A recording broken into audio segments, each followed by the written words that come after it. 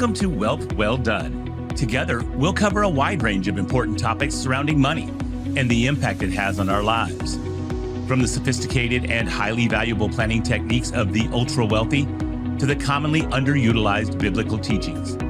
Together, we'll work to improve our relationship with money and our effectiveness in stewarding it well. Here's your host, Eric Scoville. Okay, welcome to the Wealth Well Done podcast, where we lean into the tactical, practical, and spiritual advice to help you do your wealth well done. Last week, we had the founders of Elysium Therapeutics, Greg Sturmer and Tom Jenkins on, along with my co-host, Isaac Schaefer. I like that, so I think we might have to keep that up a little bit more, Isaac. And so we are going to jump right into the solution to the problem that we presented last week. Last week, we set the stage of what's going on inside the opioid epidemic here, mostly focused on what's happening in America. This obviously transcends the borders of America, though.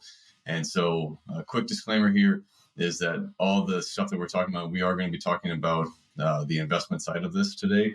But everything here, please talk to your own financial team about this and decide if this is a good fit for you. We want this to be educational for you, but not be construed as advice by any means. So with that said, we're going to jump right into Elysium.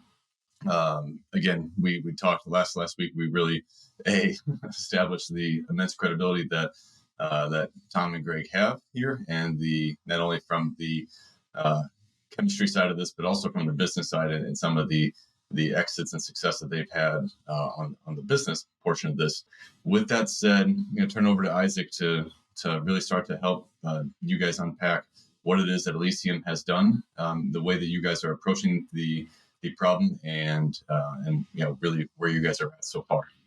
Yeah, and I would also just encourage the listeners, if you're not intimately familiar with really all aspects of the opioid issue, I would really encourage you to go back and listen to the previous episode 53. So, Greg and Tom, I guess if you guys just want to start talking about Elysium in general and what Elysium's mission is, and then ultimately kind of the two main products that have kind of been birthed out of that mission, which are SOOPR and O2P. So let's just, Greg, maybe you just want to start with what is the mission of Elysium, and maybe even just tell a brief story about how you guys decided to actually enter this fight of the opioid epidemic rather than just being bystanders and observers. Oh, absolutely.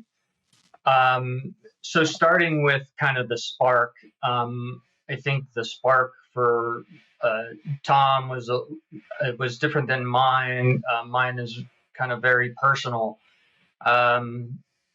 My wife at the time and I were raising our kids in a neighborhood in Northern California, a town called Danville. And a family in our neighborhood, the Pack family, lost two kids under the age of 10 when someone who was high on opioids jumped the curb, was driving on the sidewalk and hit them and their mom while they were just out on a walk. The two kids were killed. Thankfully, the mom was, thrown free. But we lost the two children in our neighborhood. And when I heard about it at the time, I had already, when you're in the healthcare industry, you follow certain things. And, I knew some of the statistics around the opioid crisis. But what hit me is that these two children were never going to be counted in the statistics because they weren't high on opioids when they died. It was somebody else who was high on opioids. So statistics that we tend to talk about don't even tell the whole story. And, people may not have a story like that, but I bet everybody on this podcast knows somebody that has been affected in some way by the opioid crisis. And that's kind of what brought me into the space, sparked my interest in the whole space. And I guess now kind of out of that inspiration and that spark that kind of lit the fire for both of you in different ways, has birthed these two products called O2P and SOOPR. And so, Tom, if you want to start with O2P, and just talk about, kind of some of the stuff that we talked about last episode, as far as the importance of what O2P really targets and why it's so effective at potentially reducing opioid abuse and opioid overdose, fatal overdose. So if you could address, kind of the basics of O2P. Sure. I think in the context of what it does, I can overlap what those attributes deal with the major issues of opioids. One of the most innovative, sort of unprecedented things that our O2P opioids do is they combat abuse and potentially lethal overdoses when too many pills are swallowed at one time. This is like the predominant mode of abuse for prescription opioids is oral ingestion. It's not snorting or shooting. Now, what we've done is we've created a new opioid molecule that basically delivers a known opioid that has known efficacy and a known safety profile at the intended doses. But we've modified it so that it can only release the opioid when it's swallowed. It has to be exposed to a digestive enzyme called trypsin in your small intestine for it to release the opioid. As a result of that, you can't inject this opioid and you can't snort this opioid, because just introducing this opioid directly into your systemic circulation, there's no competent enzyme system in your systemic circulation that can activate and release the opioid from this molecule. So even though it's a fairly small mode of abuse, that non-oral routes of abuse, we effectively combat those. And then what we do, really the sweet spot of the technology, is that we have oral overdose protection. So when you ingest this drug, the drug that we've made not only has to be activated by trypsin, but it also carries with it, attached to it, is a trypsin inhibitor. So when you take a low dose, there's a very low amount of trypsin inhibition exerted in your small intestine. There's plenty of enzyme there to turn the drug over and release a therapeutic exposure in your bloodstream. But the more you start taking more pills at once, you start introducing enough of this trypsin inhibitor to start to markedly attenuate the efficiency of the conversion of the drug to the active opioid. So you basically get like a threshold effect. So with regular opioids, if you take one pill, you get an exposure of X. You take two pills, you'll get an exposure of 2X, and so on. That's basically called linear dose proportionality. But with our drug, you can titrate exposure at the therapeutic range. So if the doctor wants you to take one or two pills, our drug can deliver twice as much opioid in the second dose as it does on the first dose. But as you start being naughty and taking like 4 pills at a time, or 8 or 16, the trypsin inhibition mechanism really kicks in and really controls the exposure. And what we were excited about in our clinical trial is because we were taking healthy subjects and we were blocking them with an opioid antagonist, like I think we used oral naltrexone in the study, we were able to study in those subjects a dose that's higher than the lethal dose of hydrocodone. And we showed that we could actually keep subjects in a sublethal exposure despite ingesting 16 pills at once, whereas 10 pills of regular hydrocodone could be lethal, and you maybe get in trouble with 8 pills or so. The other thing we found in our trial that was kind of unexpected but very exciting is that our PK profile, or the way that our drug works and appears in the bloodstream, it's consistent with once daily dosing. And that's really important. So what's happening with these short-acting agents is your dosing regimen for like a 5 mg hydrocodone, for example, it will tell you to take 1 or 2 pills every 4 to 6 hours as needed for pain. And that results in you taking home from your pharmacy a huge bottle of pills. And that huge bottle of pills carries with it a lot of risks. One of them being, of course, death, because there's multiple-fold the lethal dose in those pill bottles. And the other thing that it carries with it is it provides people with an opportunity, if they end up having extra leftover pills, which is quite common, for them to start reinforcing abuse patterns where they might not be taking a lethal dose, but they'll be taking a highly euphoric dose and they'll be repeating that. They'll have enough pills to repeat that episode over and over again. And that can lead someone to become a fledgling abuser and start maybe engaging in opioid seeking behavior. So because of our oral overdose protection and our once a day dosing, we're dealing with all of those issues simultaneously.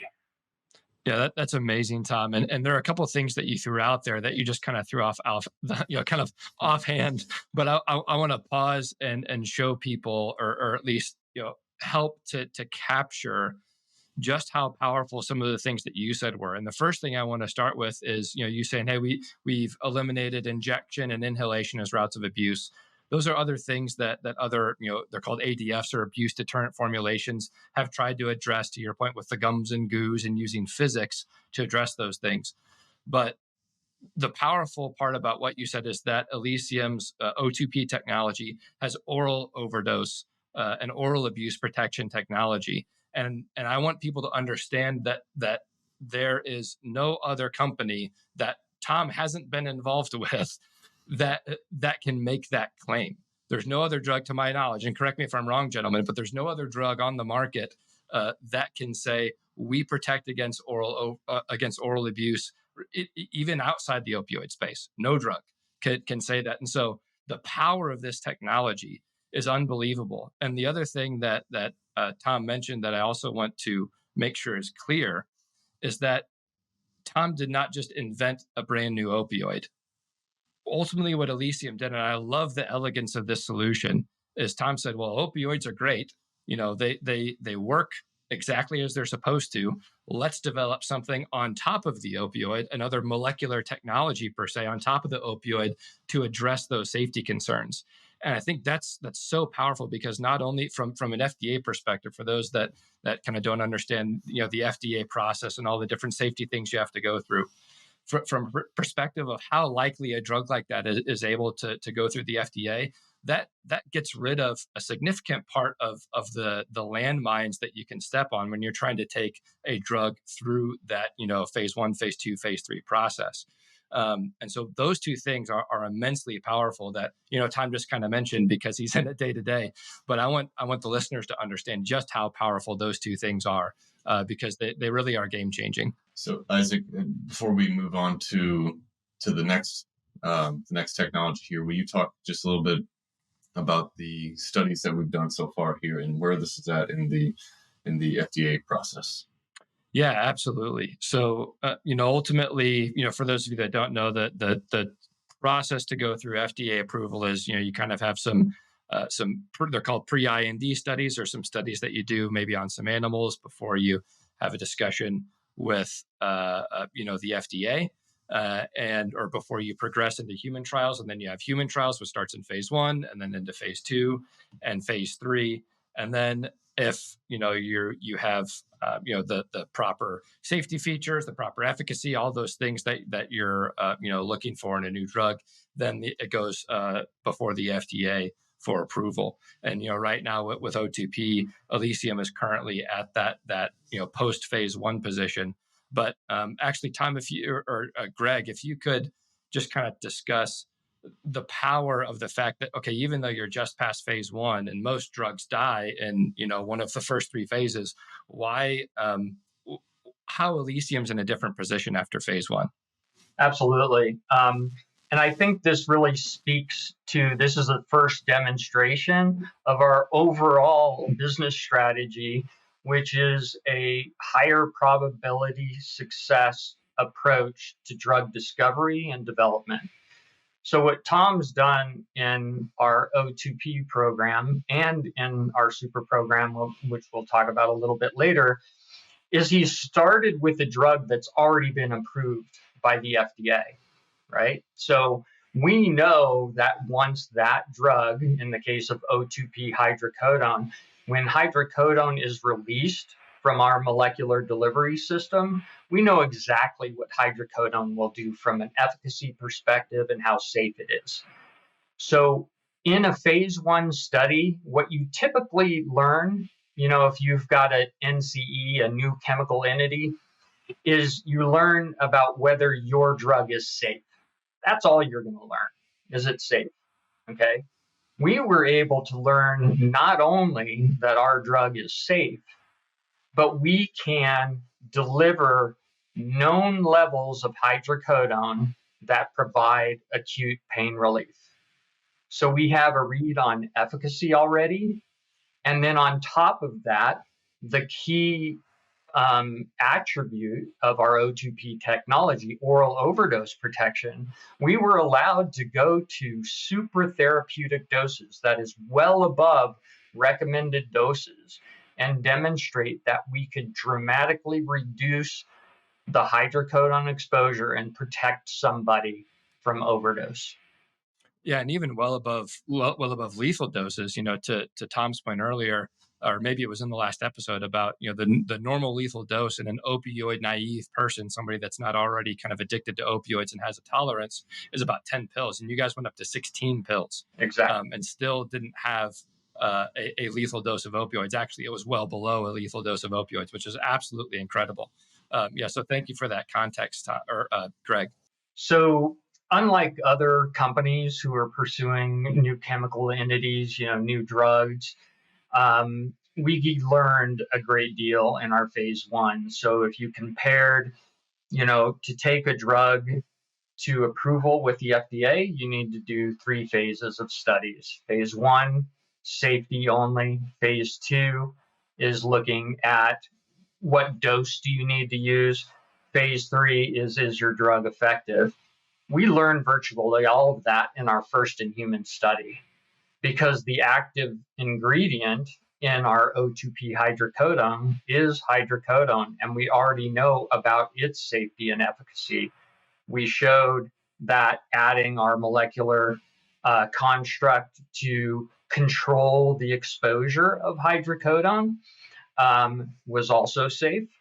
And we showed that it worked. It delivers efficacious levels of hydrocodone that are known, and we could protect against oral overdose. So I would say that we're probably at maybe the 80% or so probability of success window when you look at a drug development perspective, because we've already talked to the FDA about what studies need to be conducted going forward. And that's basically called human abuse liability studies, where we just go head to head and show that our product is less abusable. Well, we've already demonstrated that we reduce exposure, so we should have a high probability of success in a human abuse liability study. And then finally, they will only require 1 phase 3. Again, that's different than a typical new chemical entity that has to do at least 2 phase 3 efficacy studies. We only have to do 1. And so we'd likely do a bunionectomy pain study. And then we would be ready to apply for a new drug application. With that, we've kind of understood, what O2P is and ultimately what it brings to the table, and the main challenges of opioids that it addresses very directly and very elegantly, to your credit, Tom. And so let's look at the other side of the coin, the people that either are already addicted to opioids, or the person that, has taken a pill, maybe hoping to get a little high, or somebody who is at one of these Skittles parties that we're talking about, and they're exposed to a lethal dose of opioids. And how currently Narcan is the primary reversal agent on the market. And could just talk about why Narcan is falling flat, and why SOOPR was invented, and how SOOPR was structured to ultimately address that issue. And just for anyone listening in from an investment perspective here, when someone does invest into Elysium, both O2P and SOOPR are under one roof here. It's a combination of the supreme potency of these synthetic opioids that is the problem. But what SOOPR does is really combats the how long the fentanyl lasts when you take it orally. And so what we have with SOOPR is a very long-acting reversal agent. So when you take fentanyl or heroin, let's say intravenously, the drug is fast on, fast off. And Narcan itself is fast on, fast off. So those two things kind of complement each other. And, frankly, Narcan is reasonably effective for intravenous heroin overdose. The problem is the fact that most of the drug traffickers who are flooding our streets with fentanyl understand that most people don't want to just start off by injecting drugs intravenously into their bloodstream and dealing with needles and all the risks associated with that. You can get quite a few users that would normally not do that to take their drugs orally. And that's why they're seizing millions and millions of fentanyl pills. And what SOOPR does is it is fast on, slow off. And oral fentanyl is basically fast or slow on, depending on how much you take, and very slow off. So what our SOOPR program is designed to do is to combat synthetic opioid poisonings and potential overdoses, which are lethal, with an antagonist that actually sort of matches up and is capable of fighting that exposure and getting you out of what we term the fentanyl danger zone. So providing complete protection during the fentanyl danger zone. Yeah, and just to give people an understanding of the what in real terms, what fast on, fast off, and fast on, slow off, ultimately means is that Narcan has about an effective time frame or an effective window of about an hour, and intravenous heroin has about that same time frame. And so you can give somebody a dose of Narcan, the reversal agent, and successfully rescue somebody who has a heroin overdose because they have about the same time frame where Narcan is properly working and reversing that opioid. However, for an oral fentanyl exposure, you're looking at 8+ hours of being inside a danger window where there's enough fentanyl in your system where you're not able to breathe, and obviously that's what causes death is asphyxiation from an opioid.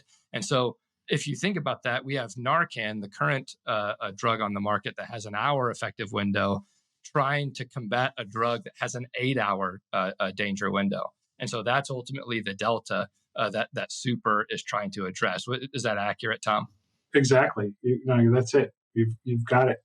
The thing I was thinking about was the strength of fentanyl compared to, say, heroin, and to help people understand, like, Narcan's designed for heroin, but fentanyl in its kind of more of its original form is 50 times the strength of heroin, and now some of these other offshoots of that are even more potent there, and that's where you see SOOPR come in as such a head and shoulders difference compared to Narcan because it has the strength to handle fentanyl.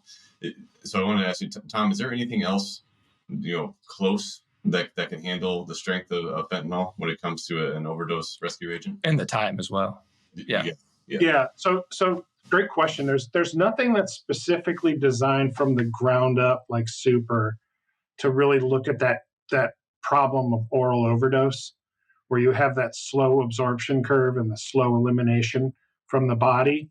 But what they've tried to do, so you may have heard of these drugs. One of them, I think it's Cloxato is one of them, but there's new versions of Narcan that have been introduced recently that are much higher dose strength than typical Narcan. I think Narcan gives you about a 4 milligram dose of naloxone, and these new formulations give you 8 or 12. And it's not being done because it's faster. And by the way, all of these drugs need to have very fast onset time. You're treating someone who is not breathing, they're already hypoxic, and if you don't reverse things quickly, they can get into serious trouble.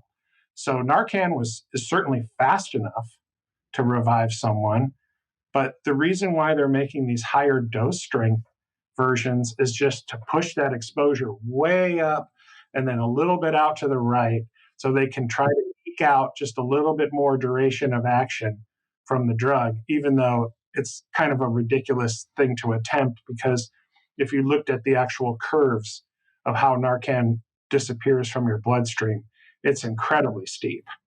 So basically what they're doing is just trying to like augment that curve and puff it up by shooting the top dose through the ceiling and try to get a little extra duration. And that's certainly one thing to do. And it might be a little bit better, but certainly isn't going to cover an oral fentanyl overdose. Yeah, so even with the current drugs on the market and the augmentation of some existing drugs, like a larger dose of Narcan, there's still the issue of the time frame. And so, a normal oral fentanyl exposure we already talked about has kind of a lethal window of about 8 hours. Tom, off of the initial studies from SOOPR, what's the indication as far as the rescue window of SOOPR? And I know, these are non-human studies. They're early studies, called pre-IND studies. These are not phase 1. But what's the early indications about how long SOOPR can last and the window of reversal that's offered? So these are, as you mentioned, good point. These are head-to-head studies in dogs. The drugs behave very similarly in dogs to humans, by the way, so we expect these results to translate quite well. What you see, I'd say on average is we're lasting maybe 5 to 8 times longer than a drug called nalmefene. And nalmefene is like Narcan, but it has a slightly, it's believed, it's not really been proven out yet in the field, but it's believed to have a longer duration of action than Narcan. So we selected that as our comparator. And we're seeing, plenty of time to cover the fentanyl danger window, and anywhere from 5 to 8 to maybe 10-fold longer duration of action. No, that's incredible. So that basically what you're saying is that would more than address that 8-hour window of lethality when it comes to an oral fentanyl exposure. That's our goal. Yeah. All right. So if we were to look at this, so now, from the standpoint here, we've identified the major concern of the opioid epidemic here, and now talking about these two versions of solutions that Elysium has come up with. Now I want to switch gears and talk more about the investment side of this. A lot of people listening to this podcast are going to be looking at this from a financial perspective here. So I want to help people understand, if someone's looking to make a private equity investment, what does that look like here? So can you guys briefly touch on the strength of your board, and then after that, I want to talk about the board and the lead investor for the last round, and then we'll come into some of the business planning. Absolutely. So while we are a very virtual company, you're seeing the total employment base of Elysium Therapeutics. We are blessed to have a world-class board of directors as well as a world-class virtual team of attorneys, manufacturers, contract research organizations. Our board, we have great coverage for regulatory, development, commercial, finance. And on the regulatory front, that includes Dr. Bob Rappaport, who is the former division director at the FDA responsible for these type of drugs, for analgesia, for pain. And, we're blessed shortly after the company was founded. We learned that Bob was retiring from the FDA. We reached out to him, told him what our ideas were, because they were really ideas at that time. And I think his first response was something along the line, where the hell were you guys when I was still involved with the FDA? Because this is what he was hoping somebody in the industry would do, is address the real issues underlying the opioid crisis. And so he's not only an advisor, he's an investor in the company, because he believes that our safety of our O2P program could drive unsafe opioids from the market. Yeah, I think that's an important thing that I really want to highlight quick to everybody, is that, just like the automobile industry, there was a time where you couldn't manufacture a car unless you had airbags, or you couldn't manufacture a car unless you had a seatbelt.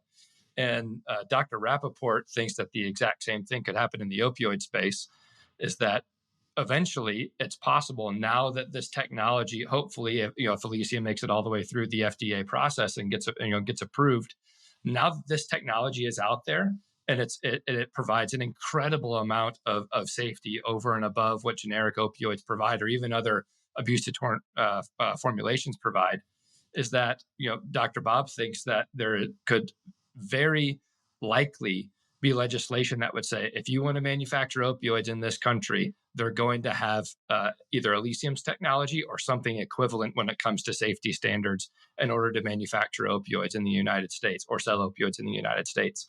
So I think that that's a very powerful point that anybody listening would want to hear. All right. So just building off of that, let's talk about IP real quick then. Yeah. So, from an intellectual property standpoint, Tom, if you want to kind of give just the nature, we could talk about how many patents you have. People can go and look up your name and see how many patents you have under your name. But let's just focus on the nature of the patents that Elysium has been able to receive and just how powerful those are. Sure. Because we're making prodrugs, which are derivatives of known FDA-approved drugs, we get to, as we just talked about, we get to enjoy all the known factors of safety and efficacy of the drug. But when we make these novel constructs, we can patent them as if they're a brand new chemical entity. So we can enjoy the strongest possible protection in the patent world for pharmaceutical industry, which is composition of matter claims have been issued for all of our technologies in this space. So it's very strong. And as we learn more about how these drugs work in humans especially, and how we specifically want to formulate them and present them, we will continue to file new applications and or probably file continuations on our existing patents. But we believe from our recent results in humans that we'll be able to actually file new provisional cases relating to the technology. Yeah, I think that's a good point, Tom. And just to kind of bring that back to a practical understanding for the listeners, is that the nature of the patent that Tom was able to receive and the nature of the technology that he created, the fact that it was an additional safety technology on top of an existing known and approved drug, means that it wouldn't be that difficult for Elysium to take that same technology and apply it to a different drug class. Take benzodiazepines, for example, which are very heavily abused, like Xanax, or different amphetamines, such as Adderall. There's a lot of Adderall abuse, especially amongst college students. Those same safety features could be filed under a similar patent, or you would have the ability to file those under that novel composition of matter patent and breach this technology into a completely different drug class than opioids. Obviously, opioids is the most important at the moment. It's the most dangerous and the most impactful to address the opioid problem first. But there's a myriad of other drugs that also have issues when it comes to both intentional abuse and also accidental abuse. We're talking accidental overdoses and exposures, and Elysium's technology could apply there. So when we talk about this from an investing standpoint, those sorts of things are very important and impactful, because you could use it's along the same lines as being capital efficient. Elysium is already capital efficient because they were able to generate a significant amount of non-dilutive capital, over $16 million in non-dilutive capital, and that and the burn rate is also low because Greg and Tom are the only two employees, and so they're able to use capital very efficiently. But not only that, but the technology that they have created could also be deployed in a capital efficient way, where you've created one technology and with a couple tweaks break into a completely different market sector and significantly expand your total addressable market for basically the same technology. So that's a really powerful concept, both from Elysium's perspective that applies to Elysium, but also for investors to look for in other companies is how effective are they at taking capital and being able to turn that into dollars on the other side or break into different markets. So that's a very important thing. Okay, so So we're going to I think that's going to be really important when we talk about the business plan. I want to spend just a minute, Greg, if you would, just talking about your lead investor last round, and just kind of, they've got this Hall of Fame track record. So I just want to use that to establish some credibility from the investment side.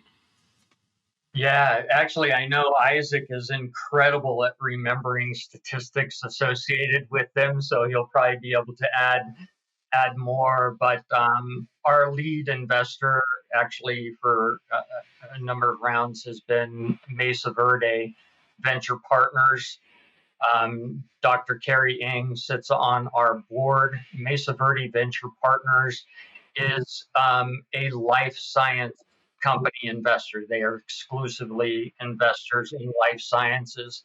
And when you look at the performance of each of their funds, what you'll find is that most of their companies have gone public or been acquired, experienced some liquidity events.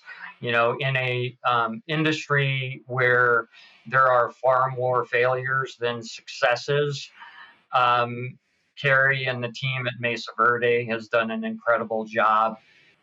Yeah. Just to give people some really hard numbers on Mesa Verde. So the biotech and kind of early stage, that's also another thing, is Mesa Verde only invests in early stage companies in their funds so far. And so early stage life science and mostly biotech companies, there's about 80 to 90% failure right there, if not higher than that. And from Mesa Verde's perspective, in their 4 funds, they've had, I think, over 22 to 24 different investments and acquisitions in companies.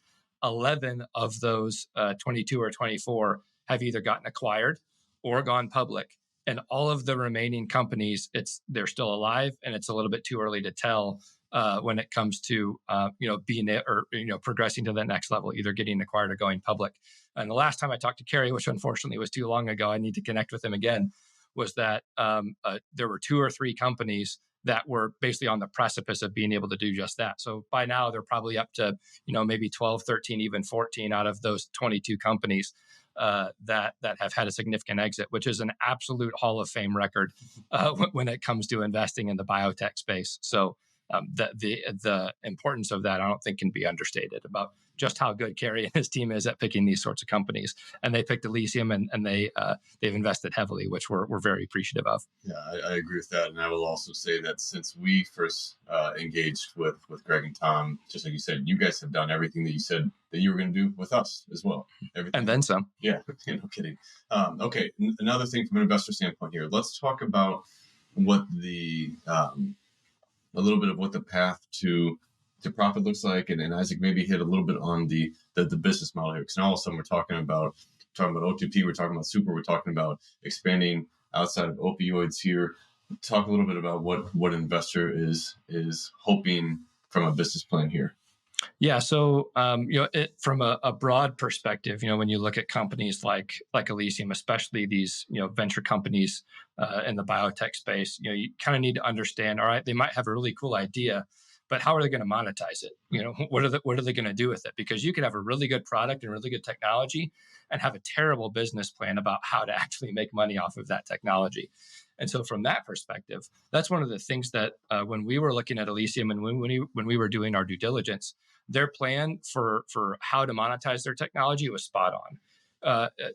And just to kind of address that directly, what I've already said as far as Elysium's technology in and of itself could very well be broadly applicable across multiple different pharmaceutical classes. That's a diversification of that technology. That there's also capital efficiency involved in that in the application of that technology. And so when you look at a company like Elysium, it's basically tailor-made for licensing and for royalties. And we personally love licensing and royalty companies because they're extremely capital efficient, because they don't have a lot of burn, and they're able to generate an excessive amount of free cash flow. Mm-hmm. And a company like Elysium, there's other companies that have developed drugs in the past where they're really good at the R&D phase, and so they develop really, really good drugs, and then they decide that they want to eat the whole elephant and build up their own marketing team, build up their own sales team, do all of those things. Those things are difficult. they're not capital efficient to start with. And while there may be some higher upside, it's also oftentimes those are two disparate skill sets. And so when we approached Greg and Tom and they said, you know what, our idea here is to get this to market as quick as possible for the human impact side. And we think the best way to do that is a licensing agreement, which includes royalties and other things like that. And like we said, the nature of the technology is tailor-made for a licensing and royalty agreement. And so that's ultimately, kind of what the business plan looks like from Elysium's standpoint. We think that it's spot on. Greg or Tom, anything you guys want to add there? No, I think that's absolutely right. It's a licensing play. What I feel like my job as president and CEO is creating and maintaining options. So we're always on a parallel track going to be pursuing, whether it's the licensing deal or, a financing, to keep putting the pressure on the accelerator to get to market as quickly as possible. Mm-hmm. Okay. And so we're gonna start wrapping this up here, but for anyone that is interested in investing, there are some requirements. You have to be an accredited investor, which we've talked about that before. But an accredited investor is someone with a $1 million net worth, excluding their primary residence, or someone who's as an individual making $200,000 the last 2 years, or as a married filing jointly $300,000. There are some other ways you can become accredited as well, but you have to be accredited to invest.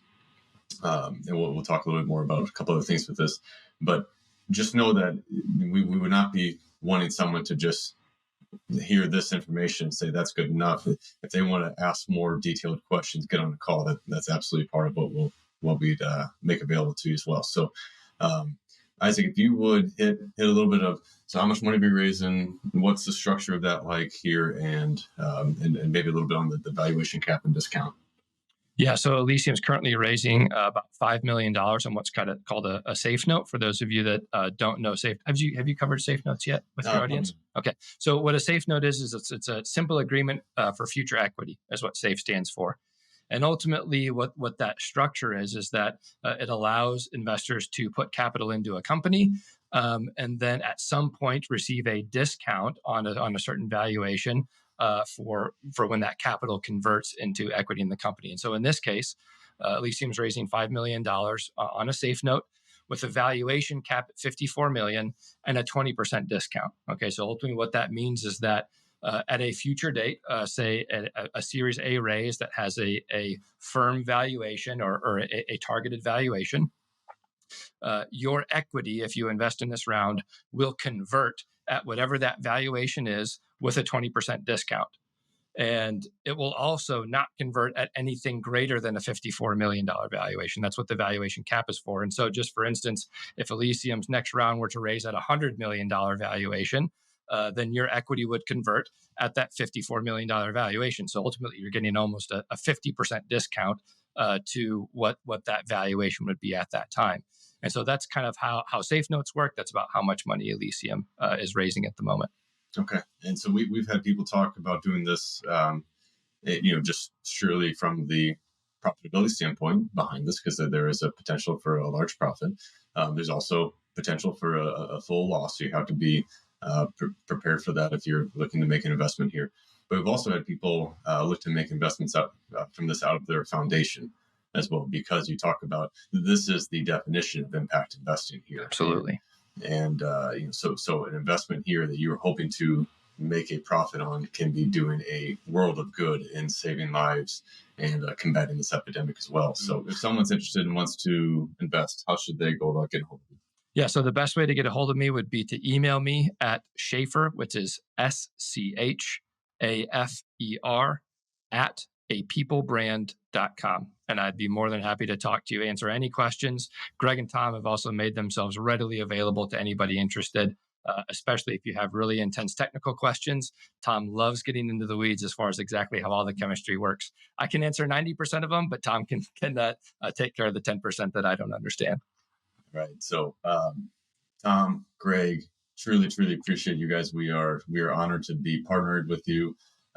You guys are doing a tremendous good for the world, and thank you for that. Thank you for taking time to be on here. Thanks for giving not only us but other investors the opportunity to be a participant in your work as well. Isaac, thank you for joining and co-hosting here. You're welcome. It was awesome. And so we don't, you guys know, listeners know this, that we don't normally, I'm not asking you guys to share this and like and subscribe and all those things, because I really let the Lord be in charge of how this thing grows here. But for something like this, the impact is so big. Will you please consider sharing this with someone else who might be interested in investing, or simply who just wants to know more about the solutions being worked on inside the opioid epidemic here? I just think that more awareness is so key. So please consider sharing this. And outside of that, thank you for listening, and hope you have a great week. Bye, everyone. Thank you again for listening to Wealth Well Done. Be sure to subscribe to the show on your favorite podcast player, and together we'll continue to improve our relationship with money and our effectiveness in stewarding it well.